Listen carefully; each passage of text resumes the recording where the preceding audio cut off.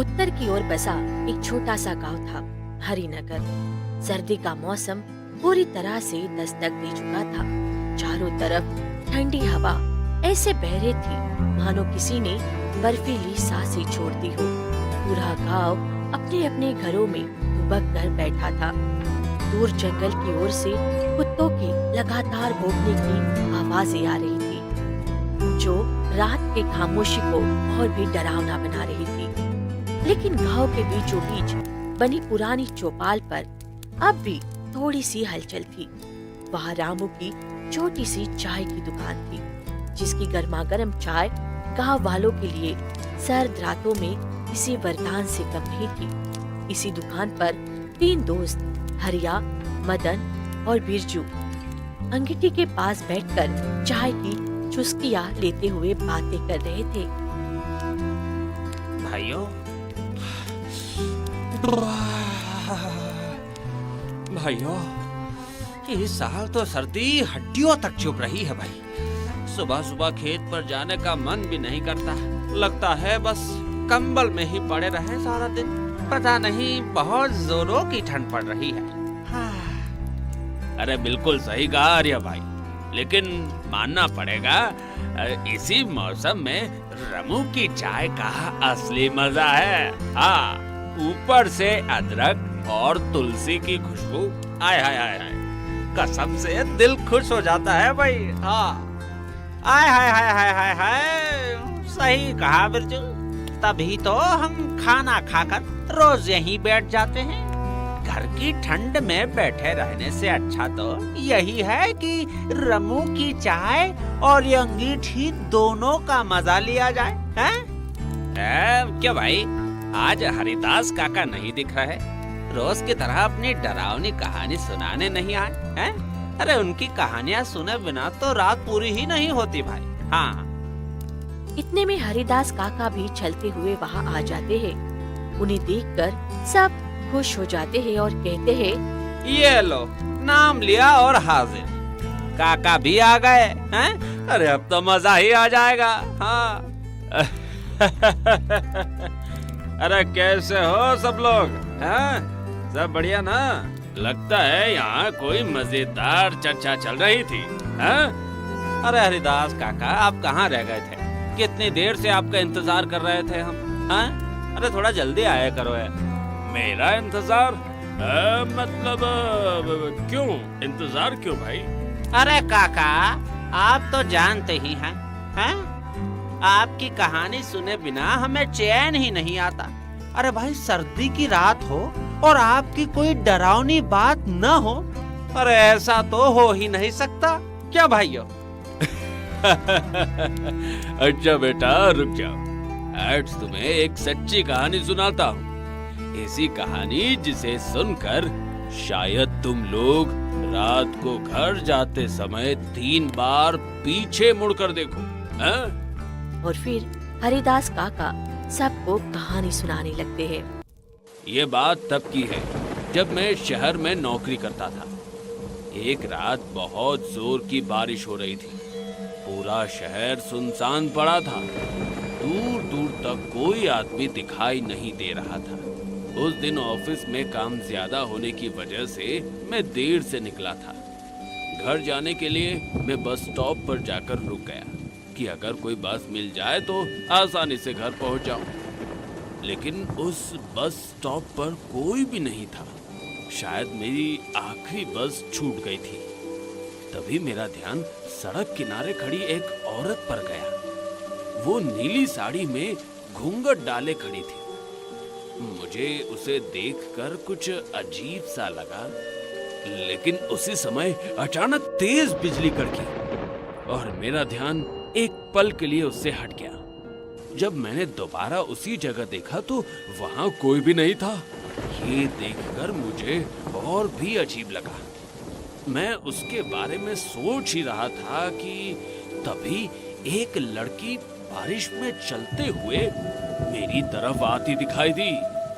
वो मेरे पास आकर रुक गई। कुछ देर तक हम दोनों बस चुपचाप वहां खड़े रहे। फिर मैंने उस लड़की से कहा, सुनो, आप इतनी डरी सी क्यों लग रही हैं? और इस वक्त आप अकेली यहाँ क्या कर रही हैं? हाँ? मुझे यहाँ कुछ अजीब सा लग रहा है और इतनी रात को अकेले खड़े होने में डर तो लगेगा ही ना। डर लग रहा है, लेकिन किस चीज से? इस अंधेरी रात से, इतनी तेज बारिश में मुझे डर लग रहा है। आपको डर नहीं लग रहा? जी नहीं नहीं, मुझे डर नहीं लग रहा। और वैसे भी इसमें डरने की क्या बात है?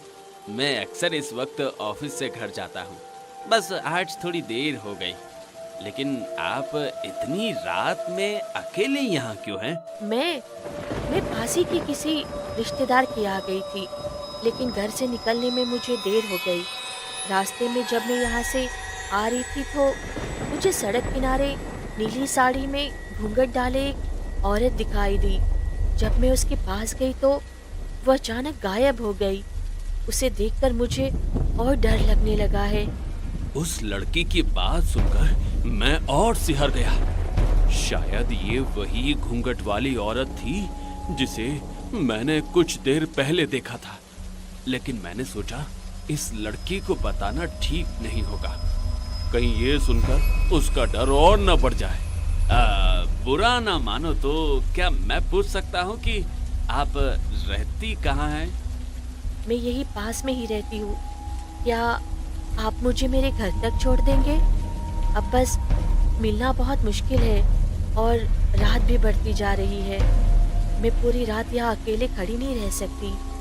हाँ हाँ, क्यों नहीं। मेरा घर भी उसी रास्ते पर पड़ता है।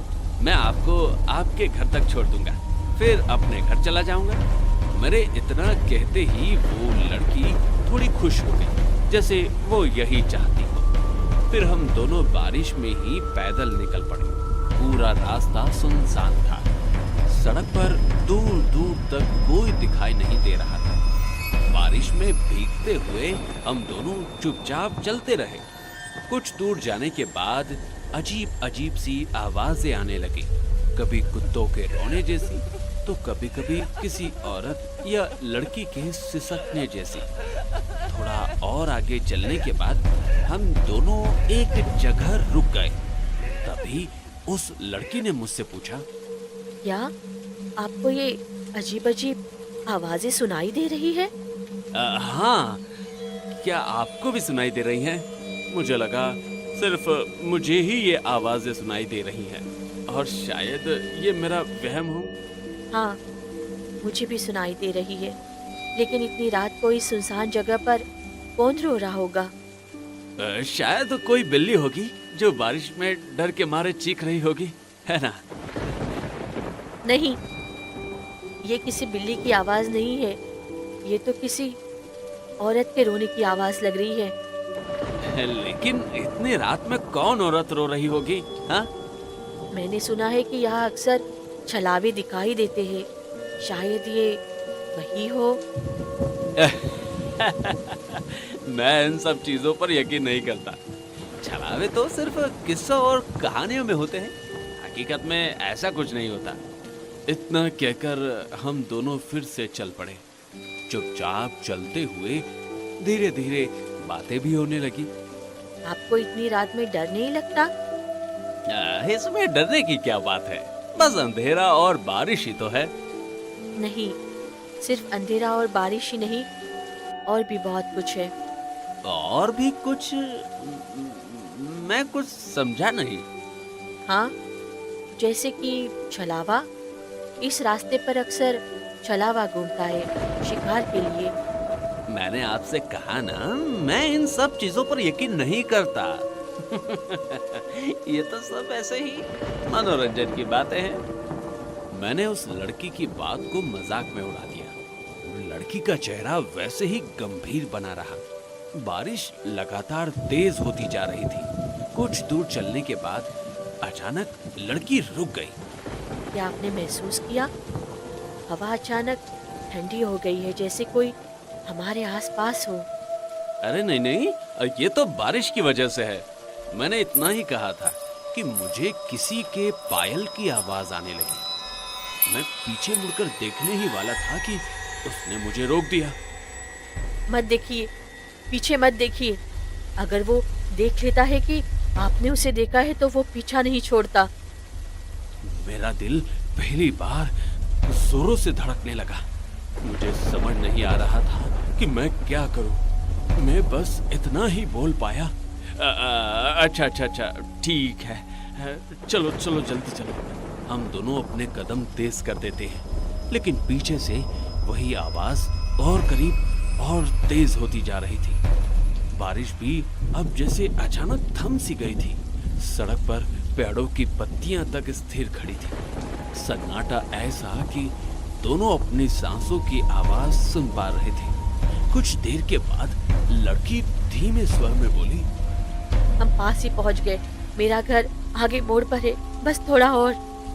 मैंने राहत की सांस ली, पर तभी दूर सामने वाले मोड़ पर वही नीली साड़ी वाली औरत खड़ी दिखाई दी। भीगे हुए घूंघट में उसका चेहरा पूरा ढका हुआ था। औरत बिल्कुल हिल नहीं रही थी और वो हवा में थी। उसके पैर जमीन पर नहीं थे, जैसे अंधेरी रात में कोई नीला साया खड़ा हो। इतने में उस लड़की ने मुझसे कहा, देखिए, वही है ना, वही औरत। मेरे गले से शब्द नहीं निकले। वो औरत अब धीरे धीरे हमारी तरफ बढ़ने लगी। उस लड़की ने अचानक मेरा हाथ जोर से खींचा।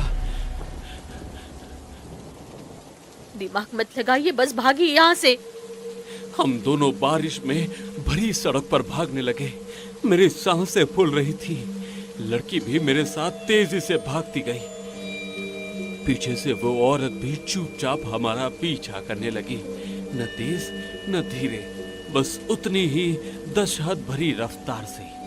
कुछ दूर भागने के बाद लड़की एक पुराने जर्जर मकान के सामने रुक गई। यही यही मेरा घर है, जल्दी जल्दी अंदर आ जाइए। अंदर बिल्कुल अंधेरा था, सिर्फ एक लालटेन टंगी थी। हम दोनों ने सांसें संभाली। कुछ पल बाद वो लड़की बोली, आपका बहुत बहुत धन्यवाद। अगर आप ना होते तो मैं शायद यहाँ तक पहुँच ही नहीं पाती। कोई बात नहीं, अब तो तुम सुरक्षित हो। मैं भी निकलता हूँ, मेरा घर थोड़ा आगे ही है। ठीक है, रास्ते में सावधान ही रहिएगा और पीछे मुड़कर मत देखिएगा। मैंने धीरे से दरवाजा खोला और बाहर झांका। सड़क पर कोई नहीं था। नीली साड़ी वाली औरत गायब हो चुकी थी। मैं धीरे धीरे घर की ओर चल दिया। रात भर रास्ता शांत रहा और आखिरकार मैं सुरक्षित अपने घर पहुंच गया। अगली सुबह जब मुझे ख्याल आया कि लड़की ने मेरी मदद की थी उस औरत से बचने के लिए, मैं धन्यवाद करने के लिए उसी मकान तक पहुंच गया। पर वहां जो देखा, उसे देखकर मेरे पैरों तले जमीन खिसक गई। वो मकान पूरी तरह खंडहर था। दरवाजा टूटा हुआ, खिड़की पर जाले, अंदर मिट्टी और सूखे पत्ते। पास खड़े एक बुजुर्ग ने कहा, उधर क्या ढूंढ रहे हो बेटा? वो मकान तो 10 साल से वीरान है। कभी एक लड़की रहती थी। बारिश की रात में उसके साथ हादसा हो गया था। तब से लोग कहते हैं कि वो रास्ते पर राहगीरों को छलावे से बचाती है, उन्हें सुरक्षित घर तक छोड़ देती है और फिर गायब हो जाती है। मैं बिना कुछ बोले वापस मुड़ गया। मेरी रीढ़ में एक ठंड लहर उतर गई। मैं आज तक नहीं जान पाया वो असल में कौन थी, लेकिन एक बात तय थी, वो लड़की छलावा नहीं थी, बल्कि किसी तरह हमें बचाने आई थी। वो सब हरिदास काका की बात सुनकर स्तब्ध रह गए। कोई कुछ नहीं बोल पाया। सबकी चाय ठंडी हो चुकी थी। उन्हें इस तरह देखकर हरिदास काका हंसते हुए बोले, अरे बच्चों, हैं? अरे कहाँ खो गए? रात काफी हो चुकी है, अब हम सबको घर चलना चाहिए। हाँ हाँ हाँ हाँ काका, कल रात को फिर मिलते हैं। हाँ बेटा, कल मैं तुम सबको एक और कहानी सुनाऊंगा जो मेरे एक दोस्त के साथ घटी थी। चलो बेटा, चलते हैं। जाओ जाओ।